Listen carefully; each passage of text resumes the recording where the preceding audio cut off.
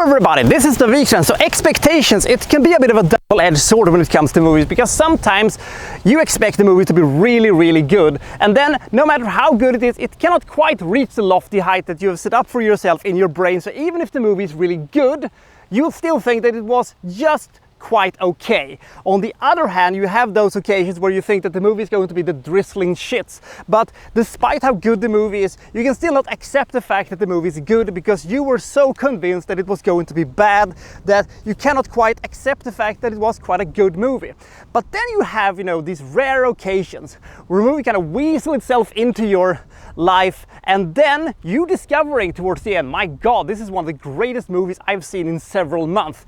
Case in point, Orphan. But there's also a bit of a fair warning with this movie. Do not under any circumstances show this movie to your girlfriend / wife who is 5 or 6 months pregnant or so, because she will reach out for the nearest blunt instrument and then beat your brains in until your brain matter is scattered across several different zip codes during the first few minutes of this movie. Holy shit, that was some seriously awful stuff. Anyway, this movie fucking rules. This is Orphan.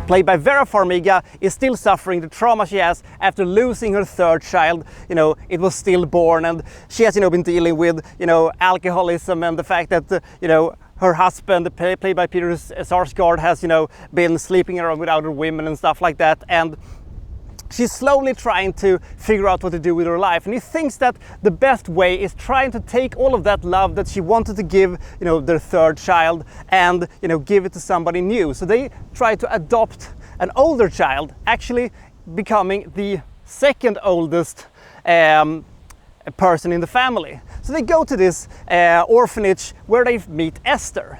Esther is this kind of shallow, kind of reclusive girl that is very good at painting, and she's a bit different from the other children, and she, strikes a bond between her and Kate, and her and John, her husband, and they decide, let's go for it, and they adopt Esther. And when this family has been happy for about 30 seconds, then everything, starts changing. Because Esther is a highly intelligent, full-blooded psychopath who slowly starts to demolish this entire family from within, turning, the parents against each other, manipulating Max, the deaf daughter, and terrorizing the son. And things just goes crazier and crazier. Why is she doing this? What is her motives for doing this? And why is she so against them, taking her things just around her neck and her wrist? What's up with that? And whenever something happens, Kate always blames Esther for the thing that has happened, and John always takes up for her, and it just drives the married couple apart even more. And Esther never technically lies about anything of this, but things that she sees when John is talking to other women, and she turns that a little bit into that she was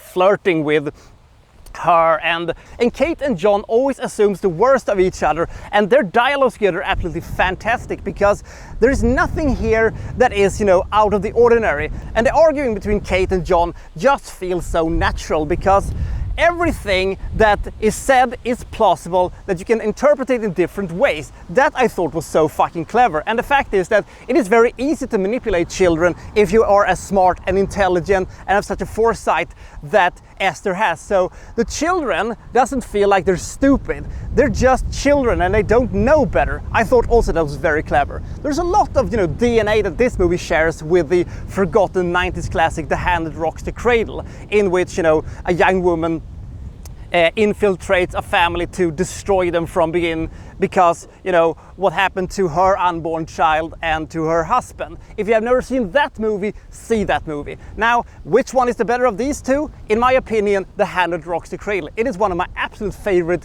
psychological thrillers of all time.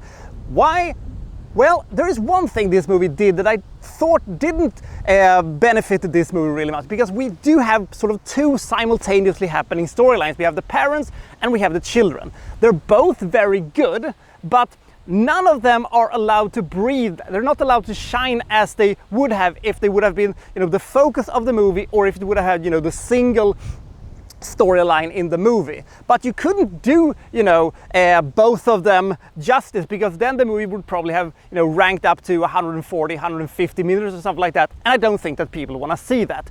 But this movie is so fucking frightening. The thing is that the lower the stakes, the higher the drama and the higher the tension seems to be. It's a weird thing, but if you stuff things with too much gaga and too much nonsense, all of these spookery-pookery things just turns kind of flat and you don't care anymore. Here we have a sequence where a small child is crawling towards this, playground, and the playground feels like the scariest place on earth. There is nothing unusual about it, it's just an ordinary playground, but it is how they have made it that made it so fucking scary. This movie is in fact so good, I don't know if I can say that this is actually a horror movie. This is more of a psychological thriller, but all the marketing that was done with this movie just felt like just another bad, modern, spookery-pookery horror film, but it wasn't. This movie had so much tension to itself, and you cared about the characters. You didn't quite know what was going to happen. And then we of course have the twist. We get to that in a second, but let's talk for a second about the second greatest thing about this movie. This movie's fucking acting. Of course Vera Farmiga is really, really good as Kate, but John, played by Peter Sarsgaard, he wasn't very good in this. He was very well written, and I liked his character, but for some reason he couldn't quite click with me. But when it comes to child actors, I always have a problem with them. My problem is generally they suck. But not in this movie. I don't know if it is a writing, I don't know if it is a situation, I don't know if this is a setup, but all of them were fucking great. But Isabel Ferlman's portrayal of Esther is something to behold. It is fucking amazing. Everything she does is so fucking good in this one. Turning from innocent victim to evil despot in, at a drop of a hat. It is truly breathtaking to see, and all of this thing could have just been a regularly really, really good thriller, but they threw in a twist in this movie that I never saw a mile away. It was so fucking good and it was so fucking impressive that I went, whoa!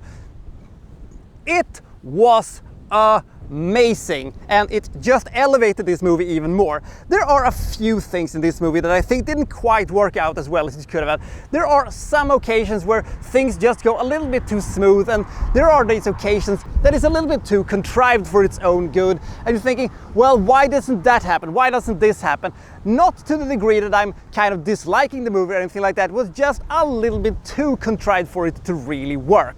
And Orphan is also responsible for having the greatest fucking black light sequence in the entirety of cinema history. When that black light effect came out and they, saw what was actually there, that was, oh my god, that is so fucking clever and it is so fucking great.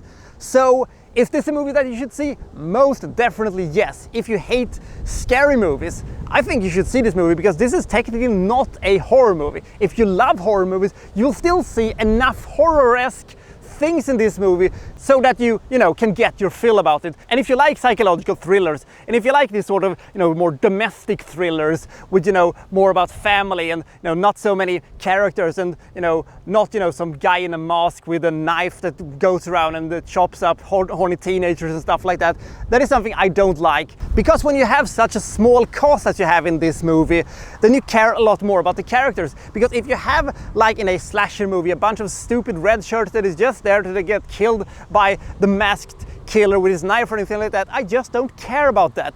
That is the same reason why the movie The Babadook works so well, because it is basically just a mother and her son and the Babadook. It is a fucking great movie also. This one is even better though, but Jesus Christ, what a great horror movie that is. So this is a very clever, very smartly told movie that isn't, hitting you over the head with what it wants to say. It's very subtle, even quite nuanced storytelling, and I really do appreciate that.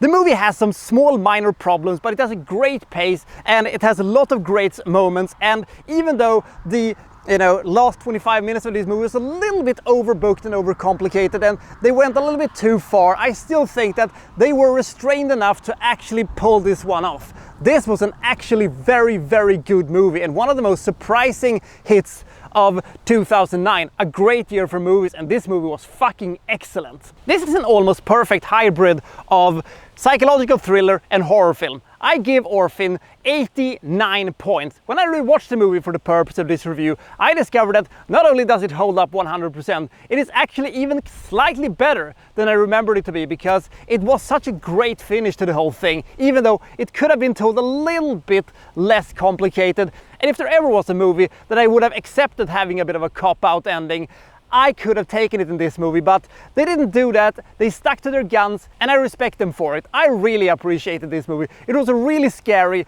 really suspenseful movie with a great pace. There is barely a scrap of fat on this one, and you are legitimately scared of this little girl, and she will haunt you in your dreams. And that fucking twist, man, Jesus Christ, it was excellent. So I'll see you next time from Little So and So reviewing, well, such and such. Thank you for watching. Thank you very much.